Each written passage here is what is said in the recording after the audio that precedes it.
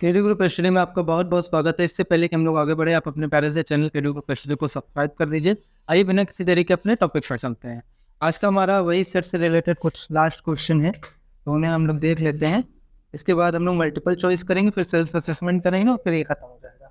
पूरे संख्या की परिभाषा देते हुए सिद्ध कीजिए कि ये इसके बराबर है, ये इसके बराबर। तो आइए first number, A intersection A dash is equal to 5 बात करते हैं। माना इसमें लेकर चलते हैं यक्स कोई एलिमेंट है जो ए में है, तथा यक्स कोई एलिमेंट है जो ए डैश में है। यक्स कोई एलिमेंट है ए में है तथा, अब इसको आप पूरे समस्या की परिभाषा से प्रयोग कीजिए। एक्स कोई एलिमेंट है जो यू में है, लेकिन एक्स कोई एलिमेंट है जो ए में नहीं है, यही तो होता है। तो अब हो जाएगा एक्स ए में है तथा एक्स यू में है, तथा एक्स ए में है तथा एक्स ए में नहीं है। कॉमा का मतलब तथा होता है। फिर ये दोनों, इन दोनों का आप इंटरसेक्शन लेंगे तो एक्स ए में है, और यहाँ पर आप देखें ए में है, ए में नहीं है, तो यहाँ पर फाई हो जाएगा। क्या हो जाएगा? फाई हो जाएगा। तो ये फाई हो गया। तो अब इन दोनों का जब आप इंटरसेक्शन लेंगे तो टोटली आपको फाई मिल जाएगा। अब इसका सेकंड पार्ट देखते हैं। ए यूनियन ए डैश बराबर यू। तो एक्स कोई एलिमेंट है जो ए यूनियन ए में है। अच्छा, यहाँ पर आप ऐसा भी कर सकते हैं, क्योंकि बड़ा इक्वल सिद्ध करना है ना, तो डबल इम्प्लीकेशन के थ्रू आप इसको दिखा सकते हैं। ए यूनियन ए डैश में है। अब एक्स कोई एलिमेंट है जो ए यूनियन ए डैश में है, तो ये इम्प्लाई करेगा कि एक्स ए में है या एक्स ए डैश में है। अब देखते जाइए, एक्स ए में है या एक्स ए में है, सॉरी यू में है और एक्स ए में नहीं है। यू माइनस ए होता है, ए में नहीं है। अब इसको एक बार इसके साथ ले लेते हैं और एक बार इसके साथ। तो एक्स कोई एलिमेंट है जो ए में है या एक्स यू में है, तथा एक्स ए में है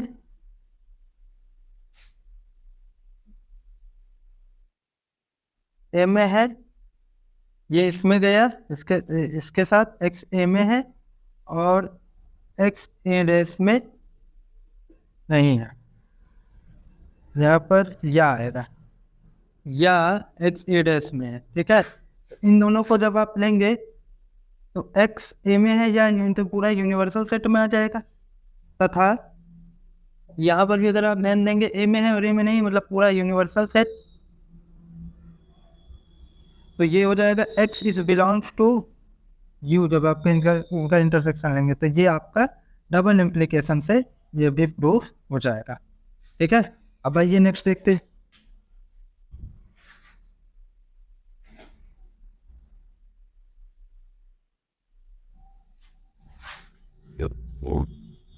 बाकी इस तरह के क्वेश्चन तो पीछे हम लोग बहुत किए हैं ना।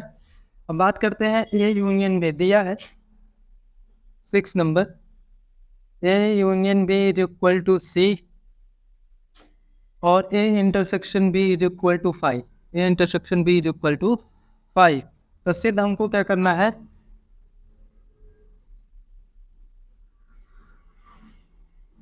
सिद्ध करना है A is equal to C minus B.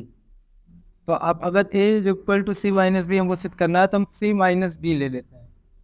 C minus B ले लेते हैं और सी माइनस बी को हम लिख सकते हैं C intersection B dash. C intersection B dash, C is equal to क्या है? A union B.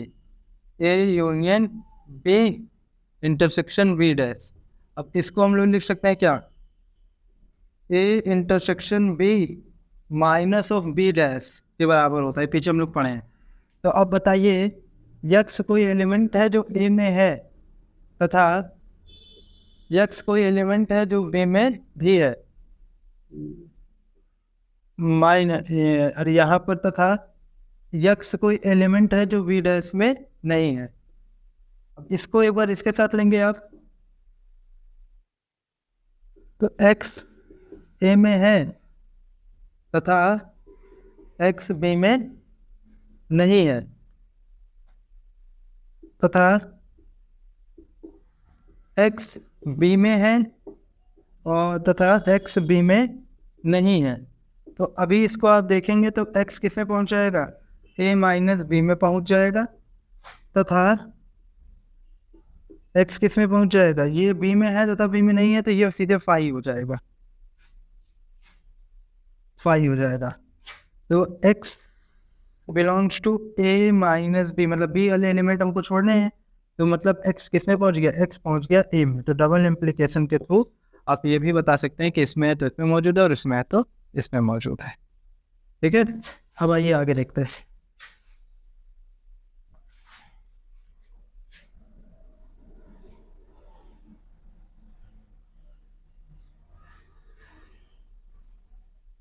सातवां नंबर,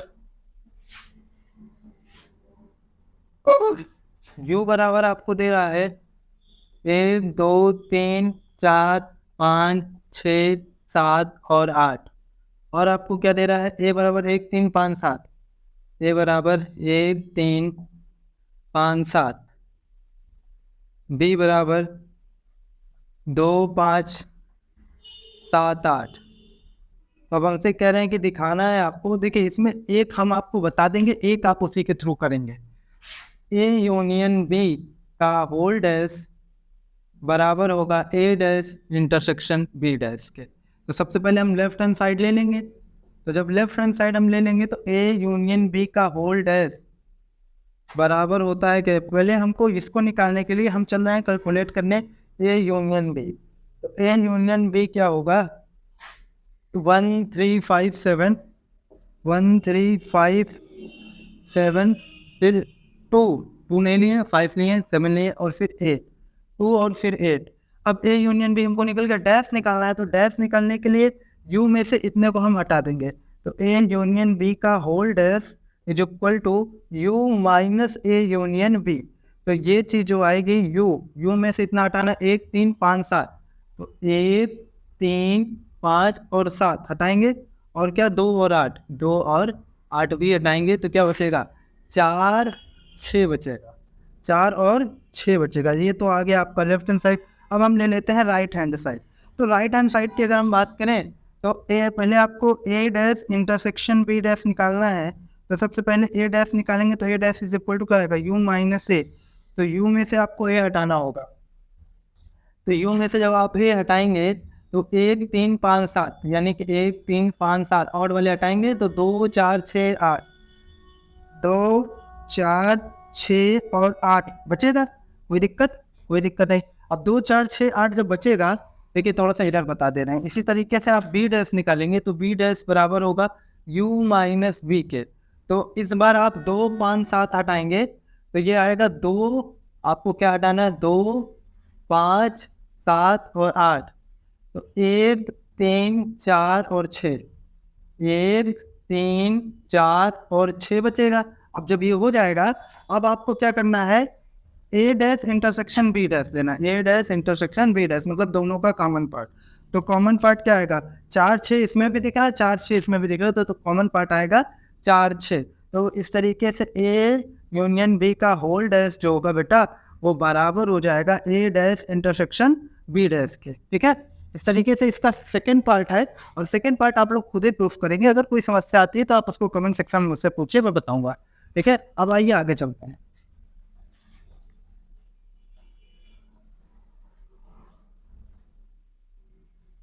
तो अब अगर बात करें 8 नंबर की, तो 8 नंबर में भी ज़्यादा कुछ है नहीं।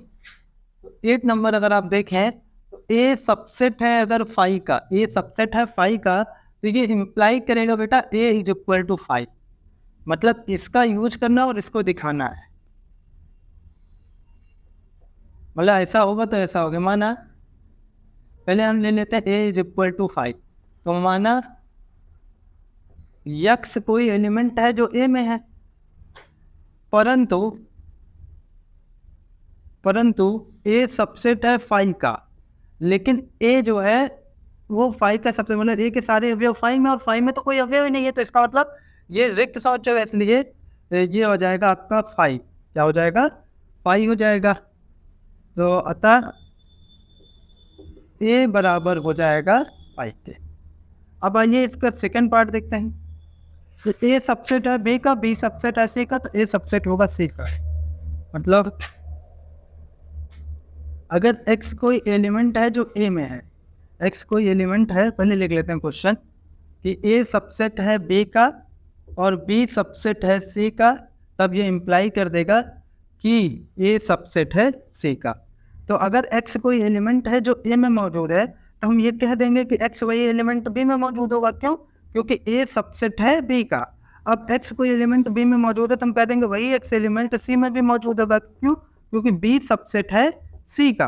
तो अब हम लास्ट में कह देंगे कि x a में मौजूद था, x हमने सी में दिखा दिया, तो हम ये कह देंगे कि x बिलोंग्स टू a, मतलब कि a सबसेट हो, x बिलोंग्स टू c दिखा दिया, तो इसका मतलब a सबसेट हो जाएगा c का। मतलब इसमें लेकर चले थे और इसमें दिखा दिए, तो ये भी बात हमारी हो गई। अब आइए नेक्स्ट देखते हैं।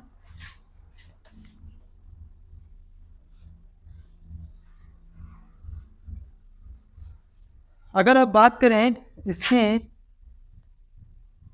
तो ये जनरल थ्योरम है कि a बराबर है b का, तो फिर ये होगा कि a सबसेट है b का और b सबसेट है c का। माना पहले ये मान कर चलते हैं और इसको दिखाने का प्रयास।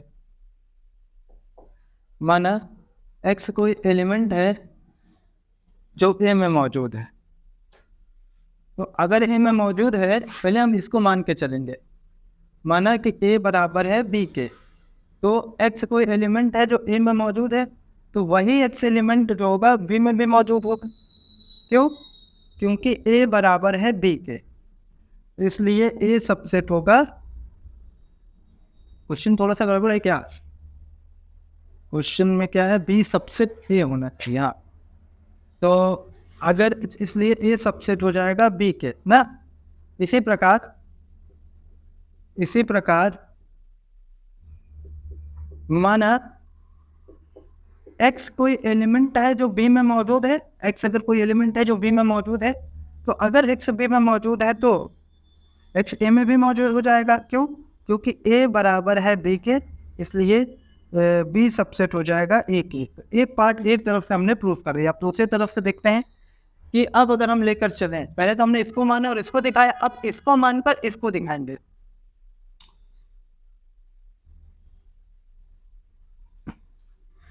तो अगर देखा जाए तो a सबसेट है b का तथा b सबसेट है a का, ये हमने माना है और हमको दिखाना है। पुनः माना a बराबर b दिखाना। पुनः माना x कोई एलिमेंट है जो a में मौजूद है, तो x कोई एलिमेंट होगा जो कि नीचे करते हैं, x कोई एलिमेंट होगा जो कि b में मौजूद होगा। क्यों? क्योंकि a सबसेट है b का। अब अगर उल्टा चलें हम, x इसमें मौजूद है तो इसमें मौजूद हो जाएगा। तो इसी प्रकार डबल इम्प्लीकेशन से, तो यहाँ से भी x अगर b में मौजूद है तो x a में मौजूद होगा। क्यों? क्योंकि b सबसेट है a का, तो इसलिए a बराबर हो जाएगा b के। तो इस तरीके से ये प्रूफ हो जाएगा। अब आइए नेक्स्ट देखते हैं।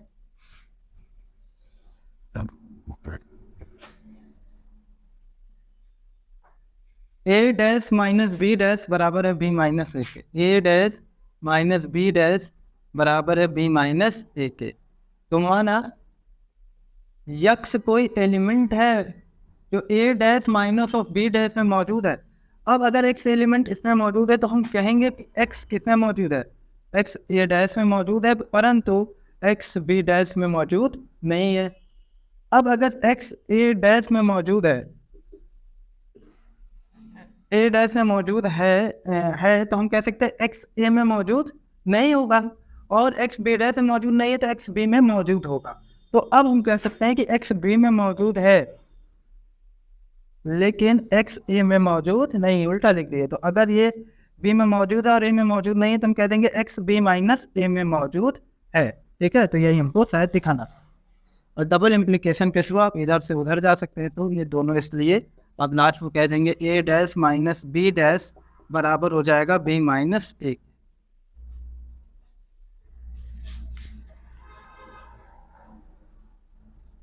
नेक्स्ट आइए, 20 व्यक्तियों के समूह में 8 व्यक्ति चाय पीते हैं, एन टी कितना हो जाएगा? 20 पहले 20 व्यक्ति के समूह है तो एन टी यूनियन सी बराबर कितना हो जाएगा? टोटल 20 और एन टी कितना हो जाएगा? 8 व्यक्ति चाय पीते हैं। फिर क्या कह रहा है? परंतु कॉफी नहीं पीते, परंतु कॉफी नहीं पीते। ठीक है, 13 व्यक्ति चाय पीते हैं, 13 व्यक्ति 8 व्यक्ति चाय पीते हैं परंतु कॉफी नहीं पीते हैं। चाय पीते हैं परंतु कॉफी नहीं पीते हैं। यहाँ थोड़ा सा 8 व्यक्ति चाय पीते हैं परंतु कॉफी नहीं, तो चाय पीते हैं तो एन टी माइनस चाय और कॉफी जो दोनों पीते हैं उनको हटा दें तो बराबर 8 है। और फिर क्या कह रहा है? 13 व्यक्ति चाय पीते हैं, 13 व्यक्ति चाय पीते हैं, तो ये आ गया 13। तो अब अगर हम इसको फर्स्ट मान लें और इसको सेकंड मान लें तो बाई फर्स्ट एंड सेकंड हम ये कह देंगे कि 13 minus N T intersection C बराबर हो जाएगा 8 और एन टी इंटरसेक्शन सी बराबर हो जाएगा 5। 8 5 13, तो ये आ गया आपका एन इंटरसेक्शन सी बराबर 5 की चाय और कॉफी दोनों पीने वाले 5 होंगे। अब आप जानते हैं N T union C is equal to होगा N T plus N C minus of N T intersection C, यही होगा। अब एन टी यूनियन सी कितना है? 20 बराबर टी कितना है?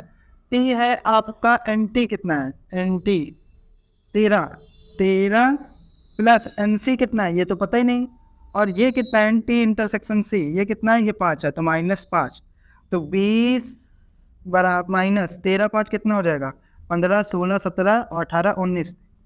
13 नहीं, ये घटेगा, 13 में से 5 जाएगा कितना? 8 5 13 8, तो 8 आ जाएगा इक्वल टू यहाँ पर हो जाएगा एन सी। तो ये कितना हो जाएगा? 20 में से 8 गए 12, तो 12 व्यक्ति केवल कॉफ़ी पीते हैं। अब हमको ये निकालना है कि कॉफ़ी पीते हैं लेकिन चाय नहीं पीते, कॉफ़ी पीते हैं लेकिन चाय नहीं। तो आप अगर कॉफ़ी पीते हैं तो एन सी माइनस चाय नहीं पीते तो चाय और कॉफ़ी दोनों पीने वालों को हटा दें। तो यहाँ देख लेते हैं, यहाँ पर तो चाय की कॉफ़ी कितने लोग पीते हैं? 12 लोग, और इसमें से चाय और कॉफ़ी दोनों कितने बचे? 5। तो कितना हो जाएगा? चाय और कॉफ़ी पीने वाले, तो 12 में से 8 गए तो 7 3 10 12, यानी 7 व्यक्ति ऐसे हैं जो कॉफ़ी पीते हैं लेकिन चाय नहीं पीते हैं। ठीक है, अब नेक्स्ट और एक लास्ट क्वेश्चन।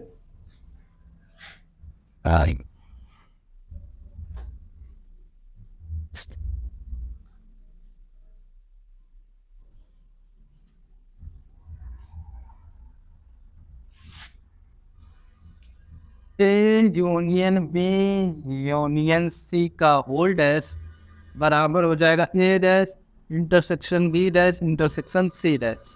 तो मान लेंगे, माना यक्स कोई एलिमेंट है जो A union B union C के होल डैश में मौजूद है। अब अगर एक्स कोई एलिमेंट इसमें मौजूद है तो एक्स हम कहेंगे कि यू में मौजूद है, परंतु क्या ऐसा लिख दे तथा एक्स जो है A union B union C में मौजूद नहीं है। अब अगर एक्स यू में मौजूद है तथा इसको अगर हम ब्रेक करें तो एक्स ए में मौजूद है नहीं है तथा एक स्ट्रिक्टली हो जाएगा। जब किसी में इसी में किसी तीनों में होता तो आ जाता तीनों में, लेकिन तीनों में ना मौजूद है तो पक्की बात है कि ना ए में है तथा एक्स ना बी में है तथा एक्स ना सी में। अच्छा, इन दोनों का अगर इंटरसेक्शन लिया जाए, तथा लगा हुआ है, तो अगर आप ध्यान दें तो अगर आप वेन डायग्राम से ध्यान दें, क्यों ये ए ये बी और ये सी, ए बी सी, तो एक्स कोई एलिमेंट है जो ए में नहीं है, तो ए के बाहर वाला जितना हो जाएगा ये पूरा हो जाएगा, बी में नहीं है तो बी के बाहर वाला और सी के बाहर वाला, तो पूरा क्या आएगा, जब आप इंटरसेक्शन लेंगे तो ये बाहर वाला एलिमेंट ही तो आएगा, या तो ऐसा इसको कर देते हैं। मेरे कहने का मतलब ये है कि यू वाला भी तो पूरा आएगा, तो हमको केवल वो एलिमेंट लेने हैं जो ए में नहीं मौजूद है, बी में नहीं मौजूद है और सी में मौजूद नहीं है। तो इन तीनों का इंटरसेक्शन क्या आएगा, एक्स ए में नहीं मौजूद होगा वो वाले, तथा एक्स बी में मौजूद नहीं होगा वो वाले, और एक्स जो सी में मौजूद नहीं होगा वो वाले आएंगे, मतलब इसके बाहर वाले। तो अगर एक्स ए में मौजूद नहीं है तो पक्की बात है कि एक्स ए डैश में मौजूद होगा, और एक्स बी में मौजूद नहीं है तो हम कहेंगे एक्स पक्की बात है कि एक्स बी डैश में मौजूद होगा, एक्स पक्की बात है कि सी डैश में मौजूद होगा। तो हम कह सकते हैं x A belongs to A dash intersection B dash और इंटरसेक्शन सी डैश में मौजूद होगा। डबल एप्लीकेशन के थ्रू आप ये बता देंगे इसमें मौजूद है तो इसमें है, इसमें है तो इसमें है। तो हम लास्ट में कहेंगे A union B union C का होल डैश बराबर होता है A dash intersection B dash intersection C dash. तो उम्मीद करते हैं ये वीडियो आपको पसंद आया होगा, पसंद आया हो तो लाइक कमेंट सब्सक्राइब कीजिए। मिलते हैं नेक्स्ट।